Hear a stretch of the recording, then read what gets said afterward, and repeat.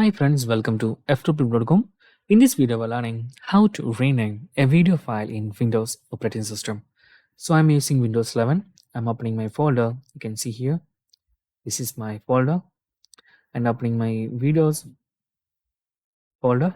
And you can see here there is two files.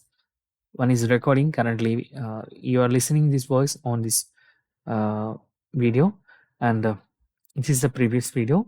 Then how to rename it? It is very simple. You can right click, then select a rename option. You can see here, otherwise you can press F12. Okay, so we have select that, then delete all the names by clicking any letters or backspace or backspace. Okay, and give the new name.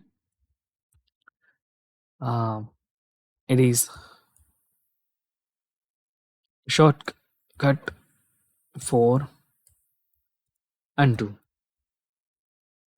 Okay, so in this way you can easily rename a video file in Windows operating system. You can see here it is .mp4 file and length about 2 minutes. So in this way you can easily edit any video files names in Windows PCs or Windows laptops. So that's guys very simple tutorial.